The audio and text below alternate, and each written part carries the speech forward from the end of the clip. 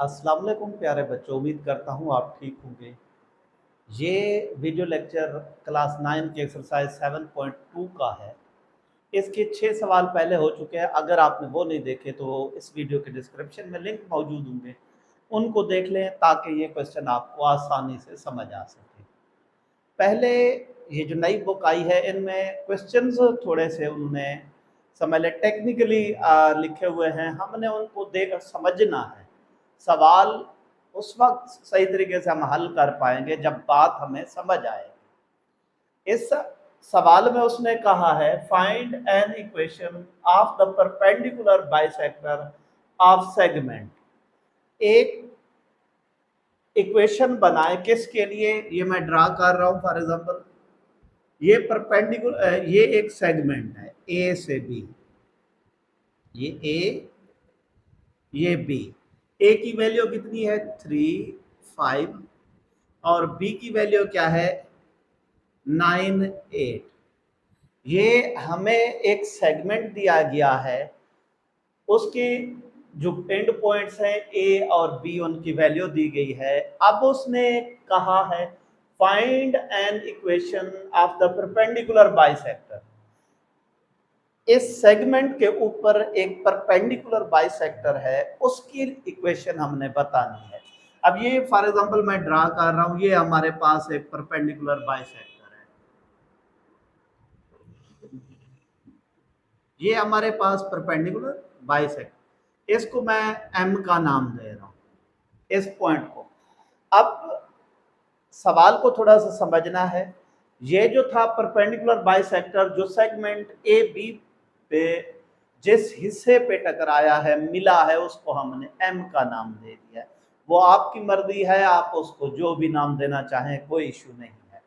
अब perpendicular bisector, पहले इसको समझ। परपेंडिकुलर क्या होता है, ऐसा लाइन जिसमें इस साइड पर भी समझ लें 90 का एंगल है, इस साइड पर भी 90 का एंगल है, ये परपेंडिकुलर है। बाइसेक्टर का मतलब क्या होता है, इस सेगमेंट को दो बराबर हिस्सों में डिवाइड कर दे। तो मैंने कोशिश की है ड्रा करने की कि ये दो बराबर हिस्सों में डिवाइड हो गए, 19-20 का फर्क हो सकता है, मकसद आपको समझाना है। अब इस परपेंडिकुलर बाइसेक्टर की हमने इक्वेशन बनानी है, ना कि सेगमेंट ए बी की। ए बी की नहीं, इसके ऊपर जो परपेंडिकुलर बाइसेक्टर है उसकी हमने इक्वेशन बनानी है। अब किसी भी सूरत में अगर आपको याद हो, वहां पर हमने दो फार्मूले पढ़े हुए हैं, एक y2 minus y1, y2 minus y1 over ये इज इक्वल टू, ये हमारे पास है y minus y1 is equal to m into x minus x1।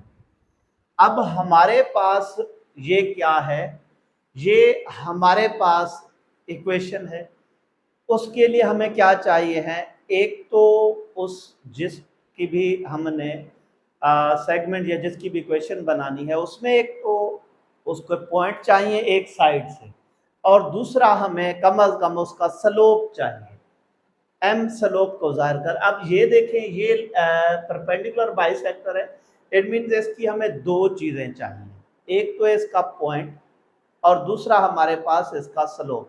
जब ये दोनों चीज़ें आ जाएंगी तो हम ये इस फार्मूले की मदद से हम इसको हल कर सकते हैं।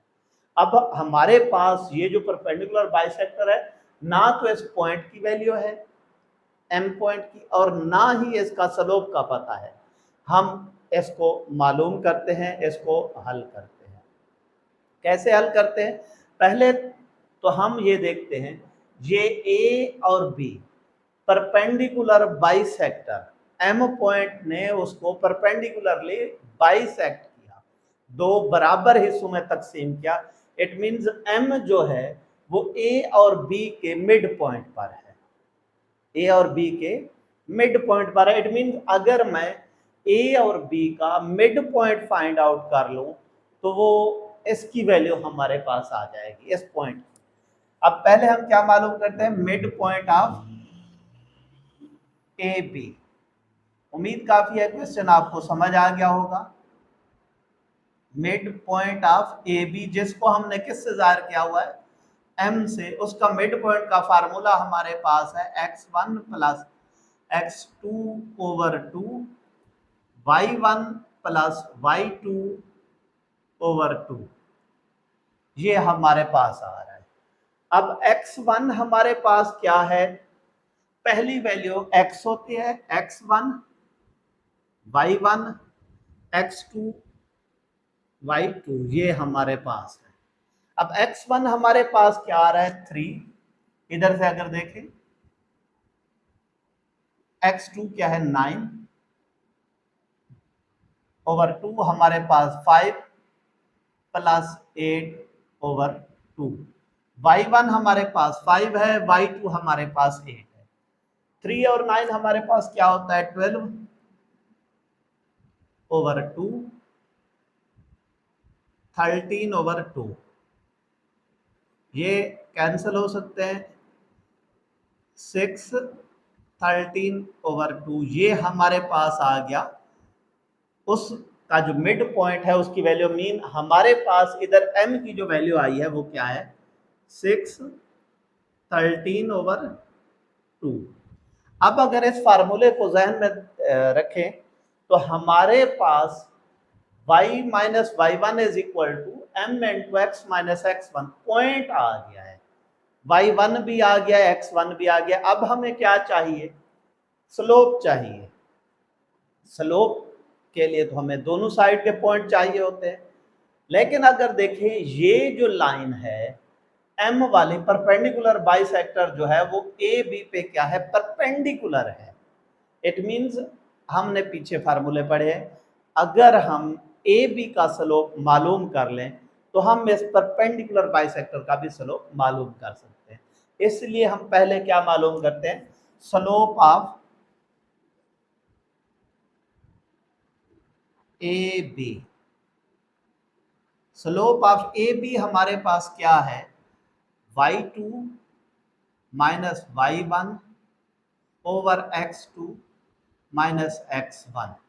इसको हम स्लोप को किस चीज से जाहिर कर रहे हैं, m से, m1 का नाम दे देते हैं। अब स्लोप ऑफ ए बी मालूम कर रहे हैं तो वैल्यूज भी ए बी वाली ही देखेंगे। y2 माइनस y1 8 माइनस 5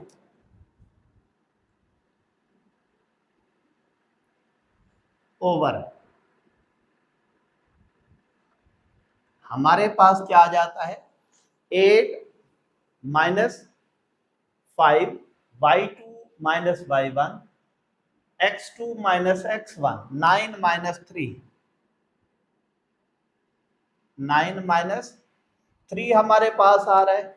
हमारे पास क्या आ जाता है ऊपर 8 माइनस 5 3 ओवर 6, 3 1 ज़ा 3 3 2 ज़ा 6, ये हमारे पास 1 ओवर 2, ये आ गया स्लोप। ये किस लाइन का है, सेगमेंट का है, ए बी का। ये सवाल वाले ने हमें नहीं कहा, लेकिन उसके लिए हमें जरूरी। अब क्योंकि ये जो लाइन है ये परपेंडिकुलर है इस पर, तो हमने पीछे पढ़ा हुआ है परपेंडिकुलर अगर है,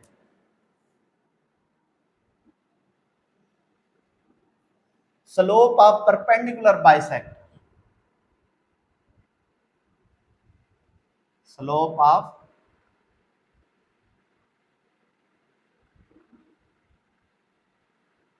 परपेंडिकुलर बाइसेक्टर,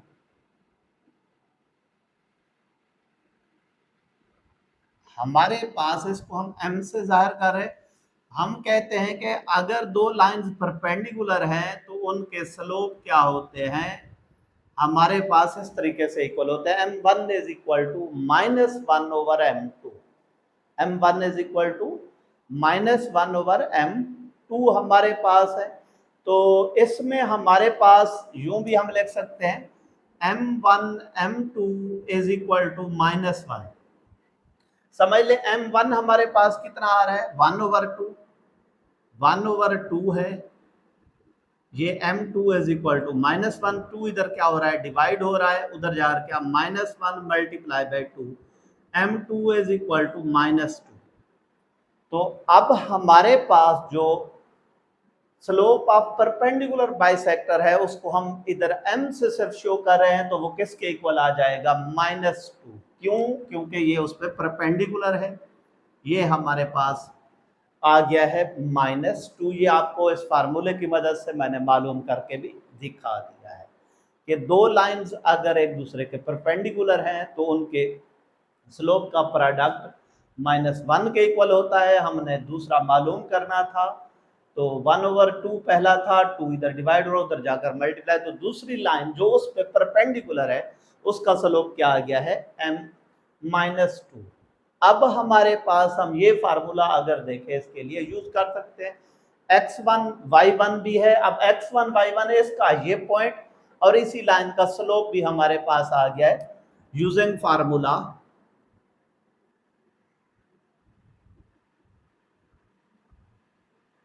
हमारे पास क्या है, y minus y1 is equal to m into x minus x1। अब y की वैल्यू नहीं है, y1 इधर इसमें से हम देखें हमारे पास क्या है, 13/2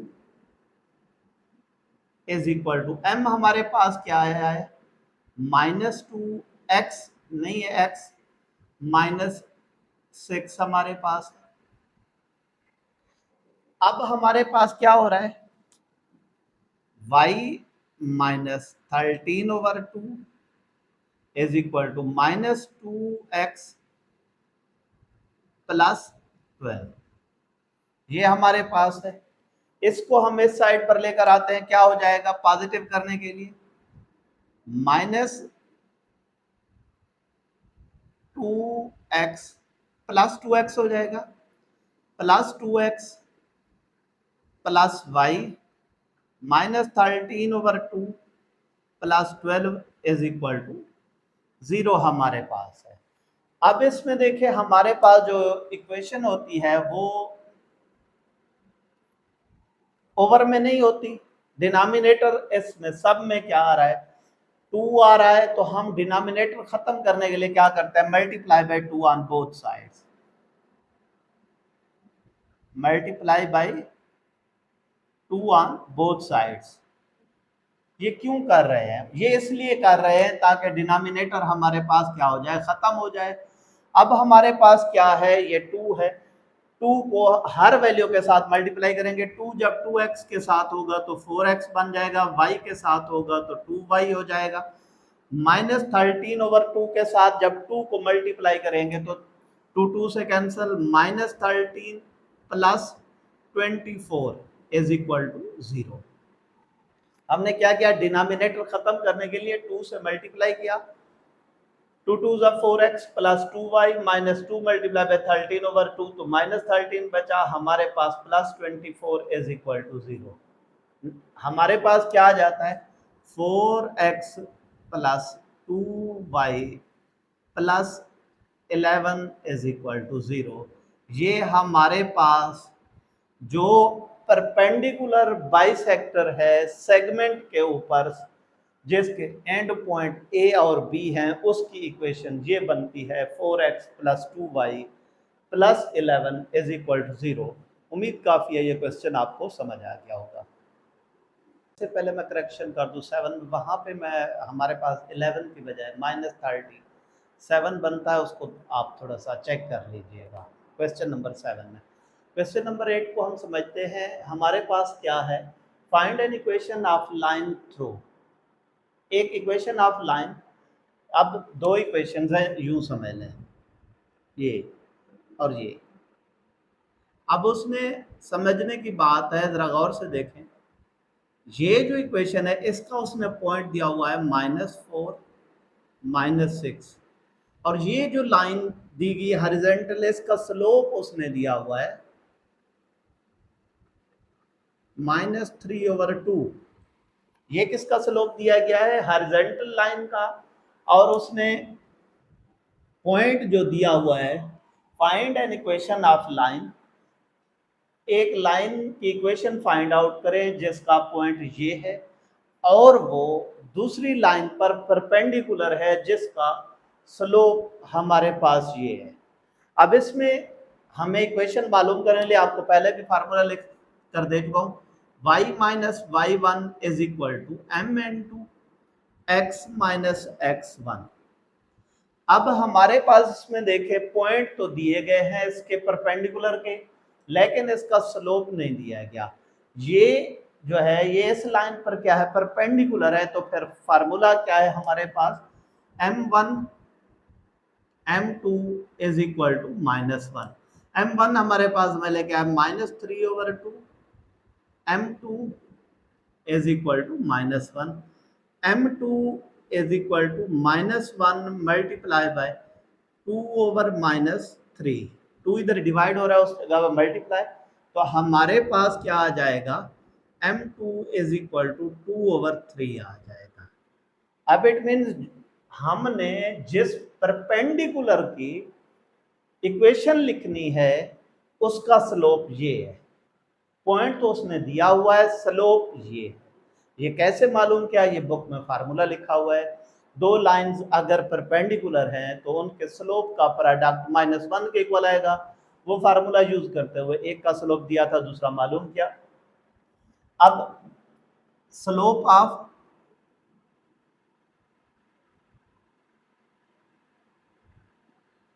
गिवन लाइन, ये क्या है, -3/2। Slope of perpendicular, slope of perpendicular,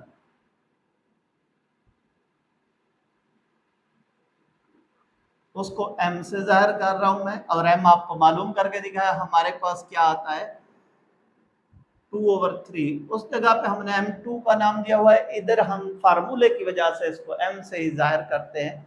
और इसके पॉइंट उसने -4 -6 दिए हुए हैं हमारे पास। अब फार्मूला क्या है,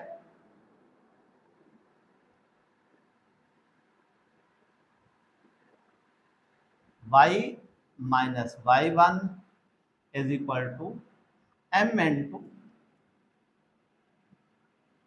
x माइनस एक्स वन।